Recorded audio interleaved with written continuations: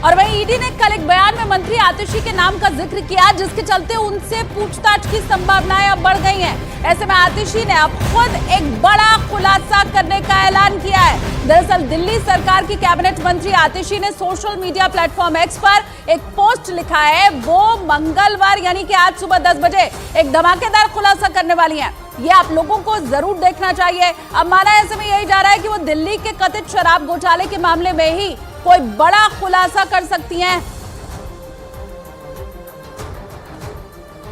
तो बड़ी खबर आपको बता रहे हैं, अरविंद केजरीवाल ने आतिशी का नाम लिया और अब ये माना जा रहा है कि आतिशी तक भी ईडी पहुंच सकती है, उनसे भी पूछताछ कर सकती है शराब घोटाले को लेकर। और इन सब के बीच सोशल मीडिया प्लेटफॉर्म एक्स के ऊपर आतिशी की तरफ से खुद लिखा गया कि वो मंगलवार सुबह 10 बजे कोई बड़ा खुलासा करने वाली है। प्रेस कॉन्फ्रेंस बाकायदा आज करने वाली है आतिशी।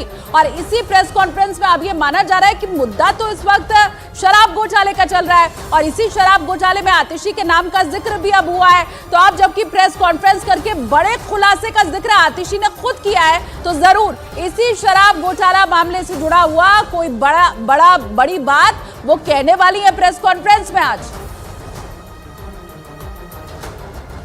दिल्ली की राउज एवेन्यू कोर्ट में ईडी के वकील जब ये बातें बता रहे थे, उस वक्त अरविंद केजरीवाल कोर्ट में ही मौजूद थे। ईडी के वकीलों की बातों का केजरीवाल ने कोर्ट में खंडन नहीं किया।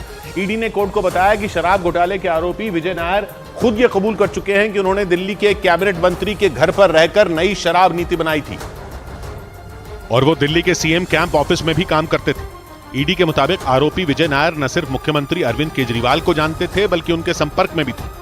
ईडी ने बताया कि पूछताछ के दौरान इन आरोपों पर गोलमोल जवाब देते हुए अरविंद केजरीवाल ने यह कह दिया था कि सीएम कैंप ऑफिस में कौन कौन काम करता था, इसकी सीधी जानकारी उन्हें नहीं रहती थी। ईडी ने कोर्ट को बताया कि विजय नायर आम आदमी पार्टी के कोई छोटे कार्यकर्ता नहीं थे, बल्कि मीडिया कम्युनिकेशन सेल के हेड थे। ईडी ने कोर्ट को बताया कि रिमांड के दौरान पूछताछ में केजरीवाल को विजय नायर और शराब कारोबारियों के बीच हुई 10 बैठकों की डिटेल दिखाई गई थी और इन बैठकों का जिक्र करते हुए ईडी ने उनसे सवाल किए थे कि किसके कहने पर विजय नायर शराब कारोबारियों के साथ नई शराब नीति लागू करने को लेकर बैठकें कर रहे थे। लेकिन ईडी ने बताया कि मुख्यमंत्री ने इसकी जानकारी होने से भी इनकार कर दिया था। और उधर कोर्ट में केजरीवाल ने आतिशी और सौरभ भारद्वाज के नाम का जिक्र कर दिया। इधर सियासत में तूफान आ गया। मनजिंदर सिंह सिरसा ने कहा कि केजरीवाल जी ने यह बयान देकर आतिशी और सौरभ भारद्वाज को भी शराब घोटाले में फंसा दिया है। केजरीवाल ने अपनी पार्टी के हर दिग्गज नेताओं को झूठे इल्जाम या फिर दोष लगाकर नीचे ढकेला है। एक बार फिर से उन्होंने ऐसा ही किया। केजरीवाल ने आतिशी और सौरभ भारद्वाज का नाम लेकर यह साबित कर दिया कि शराब घोटाला तो हुआ है। ये बड़ी खबर मनजिंदर सिरसा का केजरीवाल के ऊपर ये बड़ा बयान सामने आया। वो ये कह रहे केजरीवाल अपने मंत्रियों को झूठे आरोप लगाकर फंसा रहे हैं। एक बार फिर से ऐसा ही अरविंद केजरीवाल की तरफ से किया गया। इसके अलावा आतिशी का नाम अगर लिया गया, सौरभ भारद्वाज का नाम अगर लिया गया, तो ये भी साफ कर दिया है अरविंद केजरीवाल ने कि शराब घोटाला तो हुआ है। और वहीं केजरीवाल के तिहाड़ जेल जाने पर उत्तर प्रदेश के डिप्टी सीएम ब्रजेश पाठक ने कहा कि घमंडिया गठबंधन का काम खाली भ्रष्टाचार करना है, हिंदू विरोधी बयान देना है। कांग्रेस आम आदमी पार्टी दिल्ली में तो इलू कर रहे हैं, लेकिन पंजाब में हम आप कह रहे कौन उस तर्ज पर चुनाव लड़ रहे हैं। पश्चिम बंगाल में ममता ने साथ में लड़ने से इनकार कर दिया।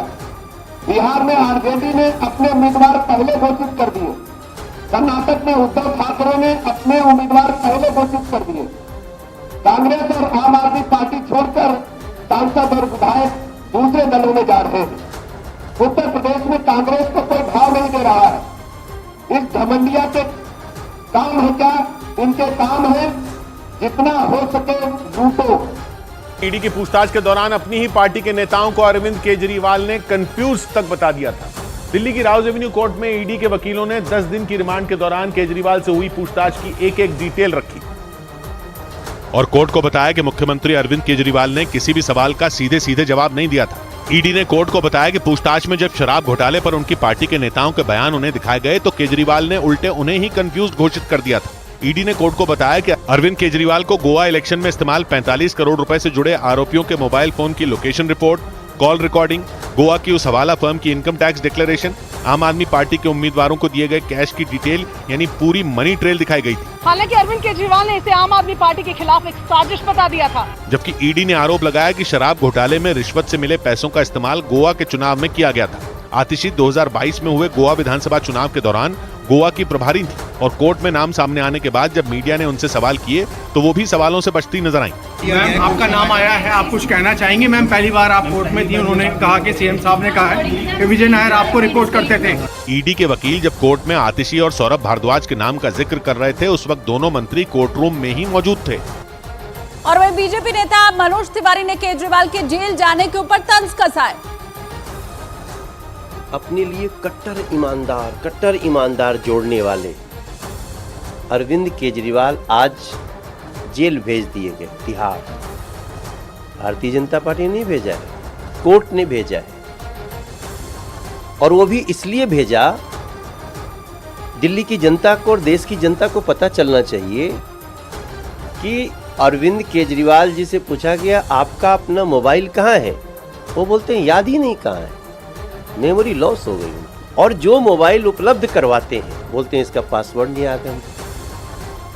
तो इन दो लाइनों के बाद देश की जनता को पता चल गया कि ये व्यक्ति तो भ्रष्टाचारी तो है ही, लेकिन ये आपराधिक मानसिकता वाला भ्रष्टाचारी है अरविंद केजरीवाल।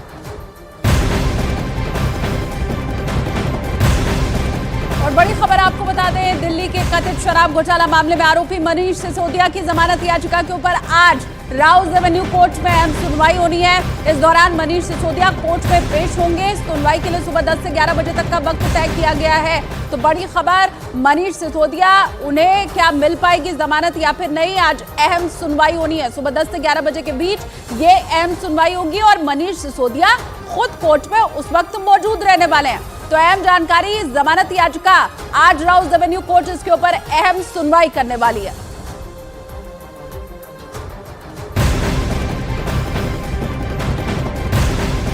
गैंगस्टर मुख्तार अंसारी से जुड़ी हुई बड़ी खबर इस वक्त की आपको बताएं। मुख्तार अंसारी की मौत के बाद बांदा जेल अधीक्षक को अब फोन पर जान से मारने की धमकी दी गई है। इसके बाद से विभाग में हड़कंप मचा हुआ है। बांदा जेल अधीक्षक ने मामले में बांदा कोतवाली में एक केस भी दर्ज कराया है। इसके बाद उस फोन कॉल को ट्रेस किया जा रहा है। आपको बता दें कि बांदा जेल में बंद रहने के दौरान मुख्तार अंसारी की दिल की धड़कन रुकने से 28 मार्च को मौत हो गई थी और इसी के बाद किसी अज्ञात व्यक्ति ने बांदा जेल अधीक्षक वीरेश राज शर्मा को फोन कर जान से मारने की धमकी दी थी। तो बड़ी खबर, अब बांदा जेल अधीक्षक को फोन पर धमकी दी गई है।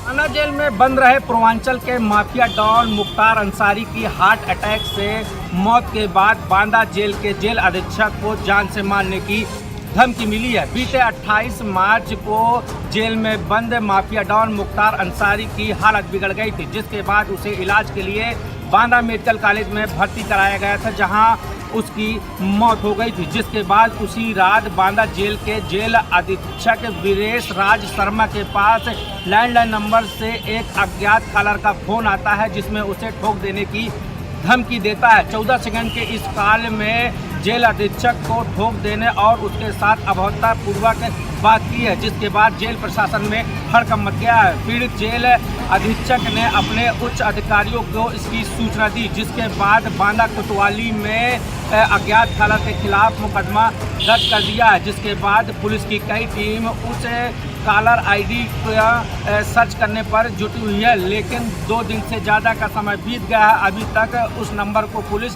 ट्रेस नहीं कर पाई है। जिससे इस घटना के बाद जो जेल के अधिकारी हैं वह डरे सहमे हुए हैं और कैमरे के सामने कुछ भी बोलने से मना कर रहे हैं। बांदा से अखिलेश सोनकर, न्यूज़ 18। गैंगस्टर मुख्तार